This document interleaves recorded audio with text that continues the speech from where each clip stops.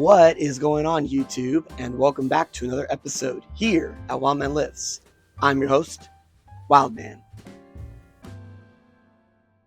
Now I know it's been a while, and I'm going to be hitting a workout. It's going to be the first workout for the new year. And I hope that everybody's making some New Year's resolutions, and one of those resolutions includes fitness. Now, if you didn't catch my last video, I actually laid out a clean, linear progression program of how to get strong, but also how to get lean and fit if you want to do that as well. So check that out if you haven't seen that. That was the last video I was going to post for the year. And now I'm going to do the first workout for the new year. It's going to be a leg workout. So let me show you how I structure my leg workouts, and you can follow along and see if you want to do this workout as well. So now as we start the new year on this very chilly morning, I'm going to be doing the axle back squat, but I'm going to be adding those chains as well. And the reason being is I'm switching my whole entire squat stance. My squat stance usually relies on my posterior chain. And as a result, to get into that posterior chain where I'm strongest, I have to not go to depth. I mean, sometimes I go to depth, but sometimes I don't. And I'm really jealous of those people that can get below depth and have really pretty squats. And I want my squat to be pretty too. So I'm changing it up a little bit. Still trying to get into that low bar, just above low bar position on my back. But I find that this helps getting lower to the ground and hitting that depth. It also focuses more emphasis on my quads. And I feel like that my quads never get sore. So this makes my quad sore and it gets me down to depth. So how can I lose? I might as well just go for this from now on. And the axle bar, because it rolls around a lot and is thick in diameter, really helps to teach me how to keep that neutral position on my spine and to brace really hard. And the chains make it a lot easier at the bottom of the lift. So now I'm able to kind of fix any errors at the bottom of the lift, so that way I can get more emphasis on my quads and make sure that I'm in the stance that I want to be in and not panic and try to switch to my posterior chain.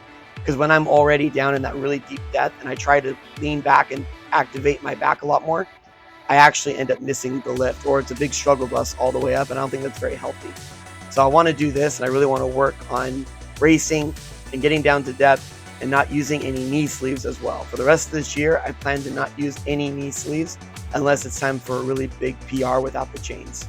Now for my top set, it's going to be 400 pounds on the bar, plus those drop down chains, which is going to be 50 pounds total. So this is going to be 450 pounds total in weight. And the idea was, I knew I was going to be able to hit it for one, but I really wanted to hit it for two with my new squat technique. And it went really slow the first time, so I was like, I'm really going to have to muster for that second rep.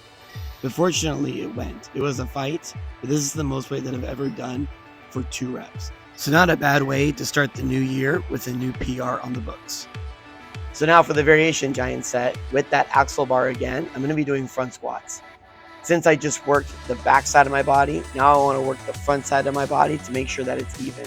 And front squats not only attack your quads a lot more, because that bar is sitting on the front, but it also makes your core work a lot harder to stabilize it. And I'm using high elbows in order to get very high on the bar and into my neck, and that brings up my front delt, which protects that carotid artery on my neck so I don't pass out when I'm lifting. But with the axle bar, it definitely wants to roll forward a lot more than a barbell. The barbell is thinner, so I'm able to get into the little crevices a little bit easier because of its thin diameter. But with the axle bar, there's nowhere to hide. It keeps wanting to roll forward since it's got a 2-inch in diameter. And the front squat really helps the deadlift as well. So if you want a good lift to do that will work the deadlift, but also work on your back squat, the front squat is the number one thing to do. And I've actually been neglecting this for a while, so I'm definitely jumping back into it again. Now for the assistance giant set, I was doing an EMOM, every minute on the minute. And the first minute was going to be a bike erg where I bike for 60 seconds. And then I would immediately jump over to the jump rope, and I would jump rope for about 45 seconds. And I just kept going back and forth like that on every minute on the minute. And after all that work with the squatting and then doing this was a great way to flush out that lactic acid that was built up in my legs and to continue to work my legs, but in a different way, in a more athletic and conditioned way to get my legs working and hyped up. So basically you can see it as like 5 rounds of 60-second bike erg, 60 seconds of jump rope. And for the accessory giant set, I was doing 3 rounds, and I just loaded up that axle bar and then put 80 pounds on the bar. I was basically just doing some strict bicep curls with it. I kind of find since that axle is so thick and is trying to slip out of my hands, I have to squeeze a lot harder. which in turn activates my biceps a lot more. So that was a good pump. Then I immediately move over into hitchhikers, which you know that I've always done hitchhikers forever.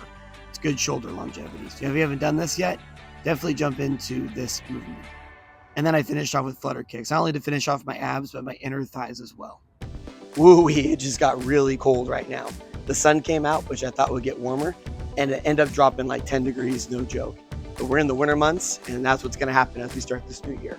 So I hope everybody had a good time following along and that everybody learned something new. And I'll see you next time. Thank you.